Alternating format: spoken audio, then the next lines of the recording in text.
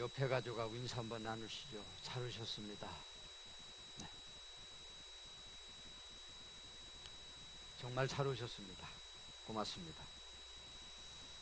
이 성탄의 계절이 오면 어릴 때부터 지금까지 쭉 나이를 초월해서 떠올리는 것 중에 하나가 이 동방박사들이죠. 올해도 성탄 시즌을 맞이해서 이렇게 밤에 저녁에 하늘을 이렇게 올려다보면서 조금 더 별이 좀 큰 것 같다 그러면 혹시 예수님 오실 때 나타났던 그 별이 아냐? 그런 소년 같은 생각을 몇 번 해보았습니다. 물론 성경적으로 말하자면 동방박사들이 봤던 그 별은 보통의 별이 아니죠. 단회적인 별입니다. 하나님께서 독생자를 보내셨다는 표시로 한 번 보내신 특별한 별이었습니다. 그래서 그 후 세대를 거치면서 탄생을 기뻐하고 사모하는 많은 그리스도인들이 그때의 별을 그리워해요. 또 좀 봤으면 보고 싶은데 볼 수가 없잖아요. 그래서 이렇게 저렇게 조금씩 만들어지게 된 것이 바로 성탄트리입니다. 그 성탄트리에는 별도 달려있고 반짝반짝하죠. 여기에도 지금 맨 꼭대기 별이 달려있죠. 성탄트리를 보면 여러분 예수님의 별을 떠올리시면 됩니다. 원하기는 예수님을 알리는 이 탄생의 그 별이 12월달 추운 때만 돼야 반짝이다가 또 트리를 걷어버리면 없어지는 게 아니라 모든 사람들 가슴 속에 1년 내내 빛이 났으면 좋겠습니다.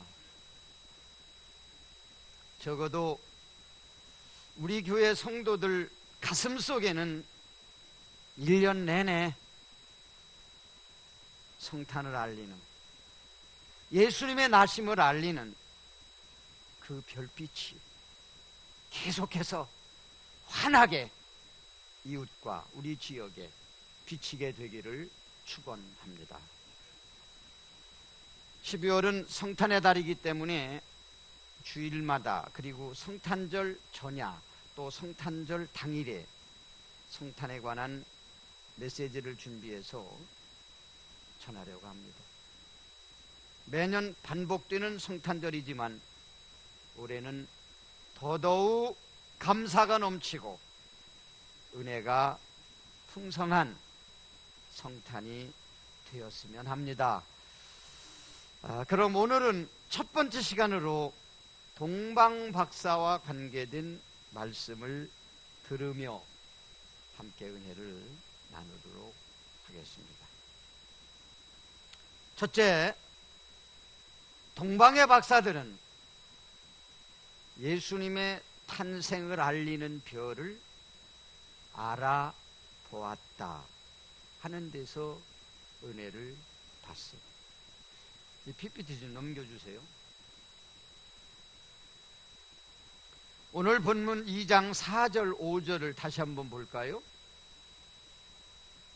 주목하십시오. 제가 읽을게요. 왕이 모든 대제사장과 백성의 서기관들을 모아 그리스도가 어디서 났겠느냐 물으니 이르되 유대 베들레헴이 오니 이는 선지자로 이렇게 기록된 바. 아멘. 예수께서 탄생할 것을 미리 보여주고 말씀으로 보여주고 그리고 이번에는 별까지 띄워서 예수님의 탄생을 알렸어요. 근데 별이 그냥 보통 별이 아니라 굉장히 큰 별, 굉장히 큰 별. 그러니까 보통 별하고는 완전히 차별이 되는 거죠. 아마 지금도 그런 별이 떴다면 세상 사람들이 다 난리가 났어요. 야, 저게 무슨 부대냐. 별이 달만하게 떴다고 해보세요. 얼마나 놀라운 일이겠어요. 제가 생각할 때 그 정도 큰 별이 떴던 것 같아요.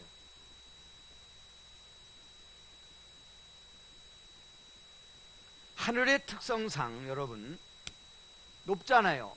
높은 곳에서 별이 빛나고 있기 때문에 밤이 되면 지구촌 어느 곳에서도 그 별을 볼 수 있어요. 돌아가면서. 그렇잖아요. 거기다가 유난히 큰 별이 떴는데 못 볼 리가 없죠. 못 볼 리가 없죠. 온 세상 사람들이 다 보는 거예요. 뿐만 아니라 이 별은 하루만 비치고 없어진 게 아니에요. 적어도 동방 박사들이 예루살렘까지 이 베들레헴까지 갈 동안 계속 그 별이 빛났으니까 많게 잡으면 한 달, 적게 잡으면 20일 정도는 계속 그 별이 빛났던 거예요. 하늘에서. 그러니 못 볼 리가 없잖아요. 못 볼 수가 없죠. 지구촌 어디에 다 봤어요. 그렇기 때문에 이방인인 동방 박사들, 지금의 이라크 지역에 살고 있던 박사들이 그 별을 보고서 그 별을 따라갔던 거잖아요. 이스라엘까지. 그런데 여기 나오는 박사들 말고는요, 그 별이 왜 떴는지, 무엇을 알리려고 떴는지 아는 사람이 하나도 없었어요. 3명 말고는 하나도 없어요. 이상하죠? 그 당시 지구에 살고 있던 인구 얼마인지 모르겠지만 1억이라고 예를 들면 1억이었다라고 하면 1억의 인구 중에 그 별이 왜 떴는지, 저 별이 뭘 뜻하는지 아무도 몰랐어요. 단 3명만 알아봤어요. 정말 이상해요. 왜 이상하다고 그러느냐? 적어도 다른 나라 사람들은 그 별의 정체를 몰랐을 수도 있지만 적어도 이스라엘에 살고 있는 유대인들은 그 별의 정체를 알아봤어야 돼요. 왜냐하면 예수 그리스도의 탄생은 이미 성경에 다 기록이 됐기 때문에 오늘 본문에도 나오잖아요. 그렇다면 동방 이방인의 박사들이 알아봤는데 성경을 매일같이 앉아서 읽고 또 읽고 외우고 가르치던 그 유대인의 랍비들이나 유대의 박사들은 왜 몰랐냐 이거예요. 그렇잖아요. 우린 이 말씀에 도전을 받아야 돼요. 오늘 아마 이 내용을 처음 듣는 분도 있을 거예요. 별에 대한 말씀은 들었지만은 왜 그들은 몰라봤냐? 왜 몰랐겠어요? 성경을 몰라서 몰라본 게 아니에요. 지식이 없어서 몰라본 게 아니에요. 성경에 대한 지식이요, 예수님에 관한 지식이요, 메시아에 관한 지식이요, 다 외우고 있었어요.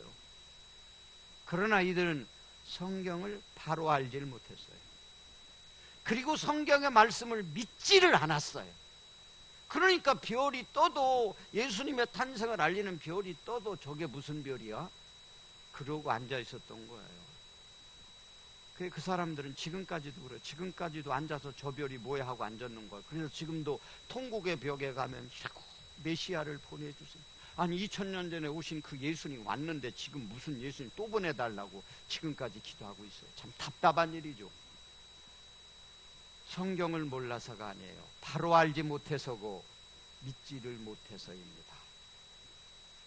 사랑하는 여러분, 이 성탄절에 여러분에게 드리는 메시지, 성경을 바로 아시기를 바랍니다. 성경의 말씀을 그대로 믿기를 바랍니다. 그것이 바로 축복된 성도의 눈이고 마음입니다. 성경을 아무리 많이 알면 뭐해요? 그렇잖아요? 많이 알면 뭐해요? 하나님께서 이 말씀을 왜 주셨는지 모르면 소용없는 거예요. 부탁합니다, 여러분. 제발 성경을 바로 아십시오. 꼬아서 보려고 하지 말고요, 이상하게 보려고 하지 말고요, 성경을 바로 아시고 증거되는 말씀을, 여러분이 받는 말씀을 믿음으로 받으시기 바랍니다. 그러면 하나님이 보여주시는 모든 축복을 우리가 볼 수 있는 거예요. 동방박사들은요, 다른 사람들이 못 본 희망의 메시지를 봤잖아요. 메시아를 봤잖아요. 그런데 이스라엘 사람들은 그 희망의 메시지를 못 봐서 지금도 그 메시아 보내달라고 엉뚱하게 기도를 하고 있잖아요. 얼마나 불행한 일입니까?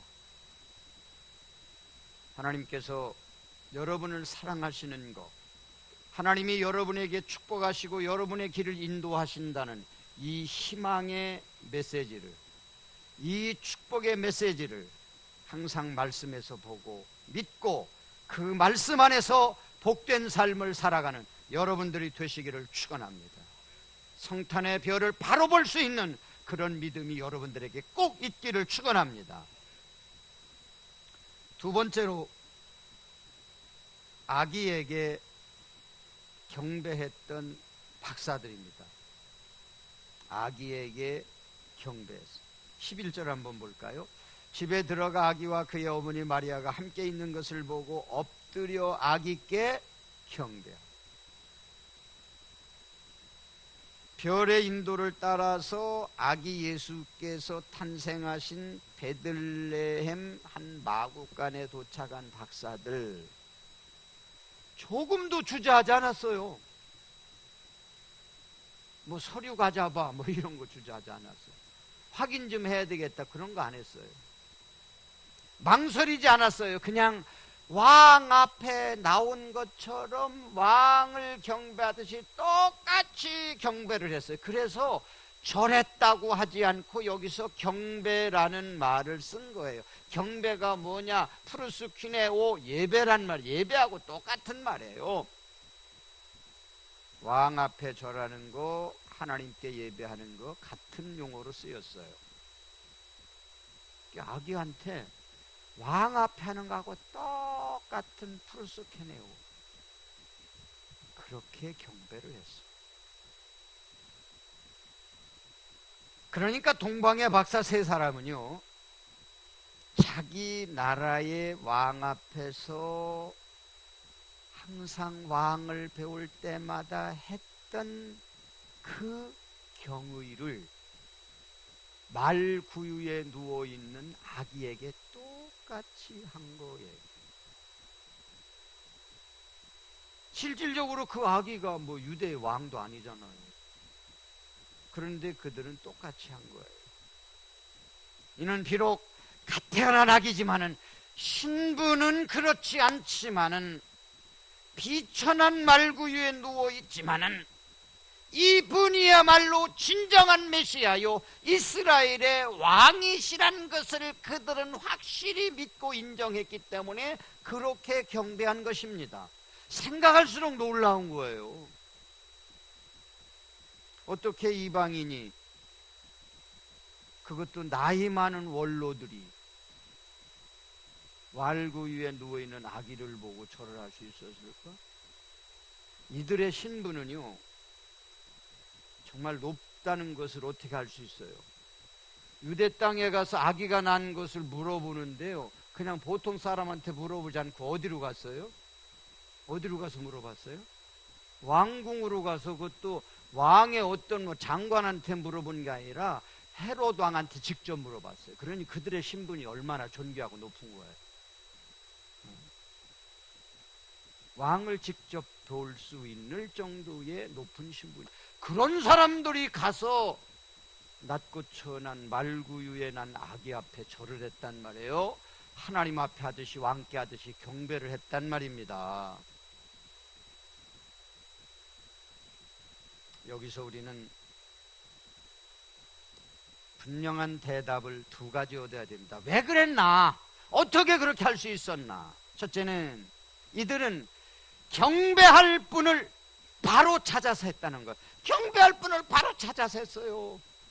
쓸데없는 경배 대상이 안 되는데 거기다 경배 아닌 게 아니라 정말로 경배할 뿐이게 경배했다는 얘기예요.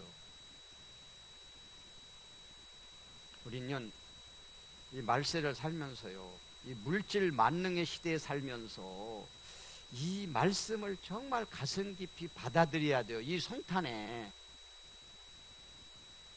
그 당시나 지금이나요, 하나님을 믿네 하면서도 하나님보다 더 신뢰하고 따르고 그 앞에만 가면은 오금이 저려서 꼼짝하지 못하고 절절매고 굽실거리고 비겁해지는, 그래서 말도 못하는 그런 그리스도인 없습니까? 여러분, 교회가 퇴락하고요, 교회가 쇠해가는 것은요, 바로 그것 때문에 하나님 앞에 엎드려야 되는데 돈 앞에 엎드리는 거예요. 권력 앞에 엎드리는 거예요. 그리스도인이 그래서 되겠습니까? 하나님 앞에 엎드려야죠. 성탄의 메시지로 여러분들에게 분명히 전파합니다. 하나님 앞에 무릎을 꿇는 여러분들 되시기 바랍니다. 꿇어야 될 하나님 앞에 꿇지 못하고 돈 앞에 꿇고 권력 앞에 꿇고 세상 앞에 꿇고, 그건 그리스도인의 모습이 아닙니다. 그것이 교회의 쇠락을 가져오는 거예요. 신앙의 나태를 가져오는 겁니다. 물질보다 위에 계신 분이 하나님이십니다. 이 박사들이 왜 경배하냔 말이에요. 그 어리고 초라하기 예수께 경배할 분을 바로 찾은 거예요.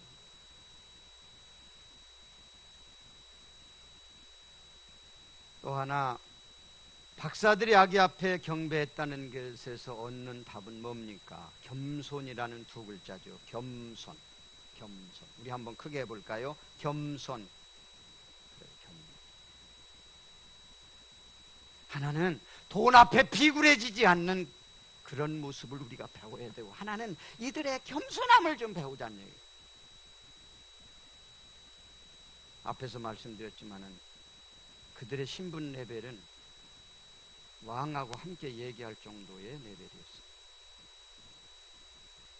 그들이 아무 신분도 없는 낮고찬한 말구 위에 태어나서 울고는 아기 앞에 가서 왕 앞에 하듯이 똑같이 절을 했다는 거예요. 이건 뭐예요? 겸손으로밖에 설명할 수 없는 거예요. 겸손하지 못했다면 절대로 할 수 없는 일이었습니다.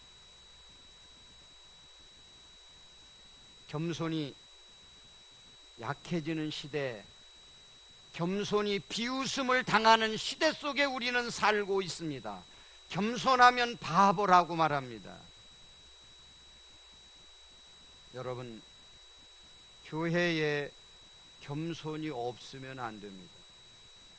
교회는 겸손으로 충만해야 할 줄로 믿습니다. 왜요?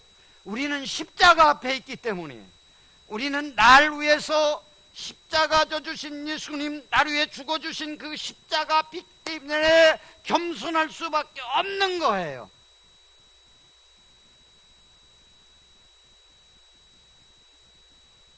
내가 예수 믿은 연수만 가지고 직분만 가지고 폼 잡고 있다고 해서 그게 진정한 모습이 아니에요. 그리스도인의 진정한 폼은 겸손에서 나오는 거예요.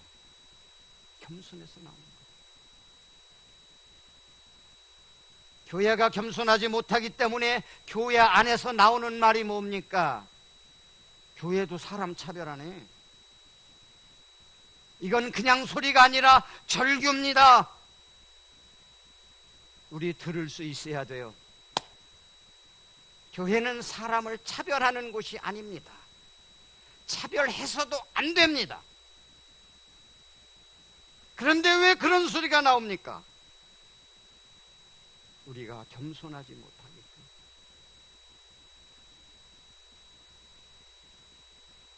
때문에. 교회는 십자가 앞에서는 절대로 고개를 들어서는 안 됩니다. 오직 박사들 같은 겸손의 물음만이 필요한 겁니다. 우리 이 다음 주님 앞에 다 설 겁니다. 저도 여러분도. 그날 주님 앞에 여러분 상 많이 받으실 텐데 그 중에 하나가 겸손의 무릎을 꿇고 섬긴 것 때문에 좋은 상을 꼭 받으시기를 축원합니다. 마지막 세 번째로 하나님의 지시를 따른 박사들입니다. 이 세 명의 박사는요, 하나님의 지시를 따랐어요. 음문 마지막 절 한번 볼까요? 그들은 다 같이 한번 읽죠. 시작. 그들은 꿈에 헤로데게로 돌아가지 말라 지시하심을 받아 다른 길로 고국에 돌아가니라. 아멘. 예수님을 찾아오기 전에 왕궁에 들렸을 때에 헤롯 왕이 뭐라고 얘기했어요? 박사님들이 악이 있는 곳을 찾으면요, 돌아가시는 길에 꼭 와서 저한테 좀 가르쳐 주세요. 저도 가서 인사 좀 하게. 헤롯 왕이 간교한 사람이잖아요. 이스라엘에 왕이 났다고 하니까 자기가 왕인데 또 이거 왕족이 하나 나타나네 해가지고 죽이려고 음흉한 생각에서 그런 얘기를 한 거죠. 박사들은 그거 몰랐죠. 그런데 악있게 경배하고 그 밤에 꿈에 하나님께서 현명하신 거예요. 헤롯에게 가지 말고 그냥 가라. 헤롯에게 가지 말고 그냥 가라. 아마 이 박사들 갈등했을 거예요. 야, 이거 어떻게 하지? 헤롯 왕이 꼭 와서 가르쳐 달라고 했는데 어떻게 하지? 이건 뭐 서로의 어떤 국가적인 격을 따진다고 할지라도 이건 예의에 벗어나는 일이죠. 그렇잖아요? 왕이 극진히 대접을 해줬는데 이들이 지금 왕의 부탁을 받지 않고 주도를 못 데리고 가버려? 이건 어떤 국가적인 그 품위에도 서로가 벗어난 뿐만 아니라 헤롯이 마음을 조금만 나쁘게 먹으면 그렇게 몰래 도망가는 박사들을 해코지 할 수도 있는 거예요. 정말 곤란한 입장에 처했죠. 갈등했을 겁니다. 그러나 박사들의 선택은 뭐냐? 사람이 아니라 헤롯 왕이 아니라 하나님이었습니다. 하나님의 말씀을 따르자. 하나님의 말씀을 따르자. 우리 한번 따라서 하시죠. 하나님의 말씀을 따르자. 우리 살면서요, 그런 경우 많이 만나죠. 야, 이거 하나님 말씀대로 해야 되나? 아니면 지금 내 생각이나 또 가족의 생각대로 해야 되나? 그런 일 많이 생기잖아요. 여러분, 그럴 때는요, 하나님께 맡기고요, 하나님의 지시를 따르십시오. 왜 아멘을 못 하십니까? 자신이 없으세요? 자신 있게 아멘 하세요. 하나님은 여러분을 책임져 주실 능력이 있습니다. 당신의 뜻을 따랐는데 하나님 책임 안 져 주시겠어요? 이들이 고민을 했지만 결정은 하나님의 지시입니다. 왜 그랬겠어요? 왜 그랬겠어요? 아기의 안전을 위해서입니다. 아기의 안전을. 그들이 생각할 때 왕한테 얘기했다가는 아기에게 신변에 위험이 있을 것 같다라는 정확한 판단 때문에 아기를 위해서 자기들은 위험해지고 자기들은 곤란해져도 아기를 위해서 그렇게 한 겁니다. 여러분, 이게 진정한 그리스도인의 정신이 아닙니까? 나라를 위한다면, 공동체를 위한다면, 교회를 위한다면 나는 좀 거북해지고 나는 좀 어려워져도 선뜻 그렇게 할 수 있는 사람이 오늘날의 그리스도인이 아닙니까? 그렇게 돼야 합니다. 반대가 돼서는 안 되죠. 나라가 곤란해져도, 공동체가 곤란해져도, 교회가 이상해져도 나만 좀 괜찮으면, 그렇게 따르면 그건 그리스도인이 아닙니다. 그건 예수 안 믿는 사람도 그렇게 안 해요. 예수 안 믿는 사람 중에도 애국자가 얼마나 많은데요. 동방의 박사들 아기의 안전을 위해서라고 했습니다. 여러분, 교회를 위합니다. 교회를 사랑합니다. 교회를 부흥하게 해주세요. 교회가 은혜롭게 해주세요. 교회에 축복이 넘치게 해주세요. 얼마나 여러분들 기도가 넘쳐납니까?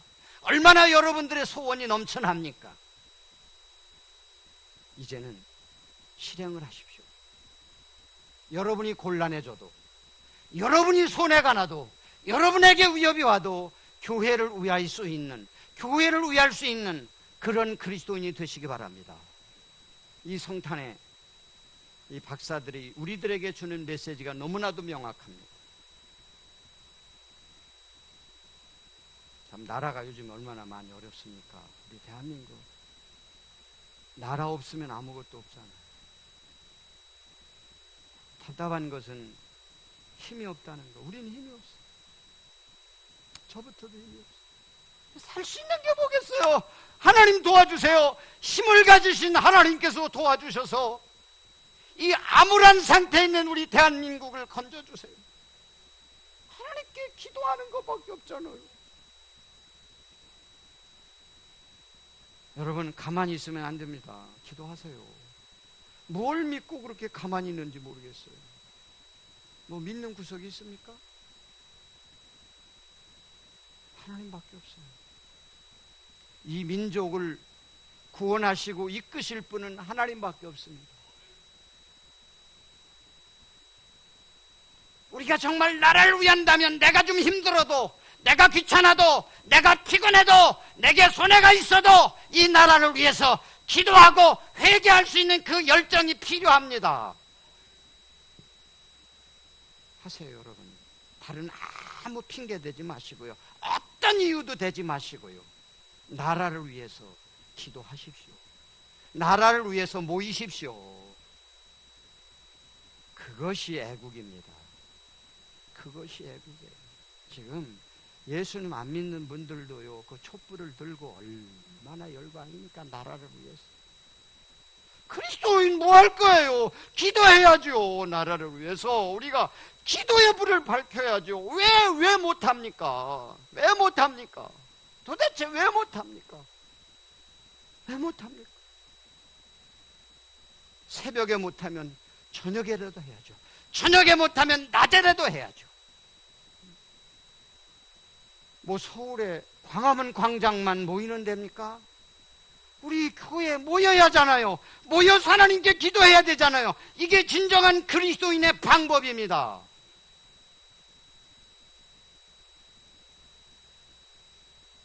박사들이 주는 메시지, 너는 손해를 봐도, 너는 힘들어도 나라를 위하는 사람이 되라. 교회를 위하는 사람이 되라. 형제를 위하는 사람이 되라. 이 메시지를 가슴 깊이 받으시기 바랍니다. 오늘 말씀 정리합니다. 동방 박사들에게서 이 성탄의 교훈, 첫 번째 메시지를, 오늘 첫 번째 주일 메시지를 받았습니다. 첫째는 축복을 알아보는 눈. 많이 알면 뭔 소용이 있어요? 하나님이 그렇게 보여주신 소망의 표를 몰라봤는데요. 여러분, 하나님이 여러분에게 약속하신 축복을 알아보고 그 소망 속에, 그 희망 속에 기쁨으로 사시길 축원합니다. 두 번째는 겸손한 사람. 박사들처럼 겸손한 사람. 박사만큼 우리가 높아서 겸손하지 못한 것 아니죠. 안 하니까 그런 거예요. 그리고 나의 유익에 앞서서 예수님과 교회를 위할 수 있고 나라를 위할 수 있는 진정한 그리스도인, 진정한 애국자가 되시기를 예수님 이름으로 축원합니다. 하나님 아버지, 성탄의 달 12월 첫 주일 메시지를 주셨습니다. 동방 박사들에게서 소중한 교훈 얻습니다. 하나님의 축복을 알아보는 눈을 주시고 겸손할 수 있는 사람이 되게 하시고 내 유익에 앞서서 하나님을 위하고 교회를 위하고 나라를 위할 수 있는 우리들이 되게 하옵소서. 예수님 이름으로 기도 올립니다. 아멘.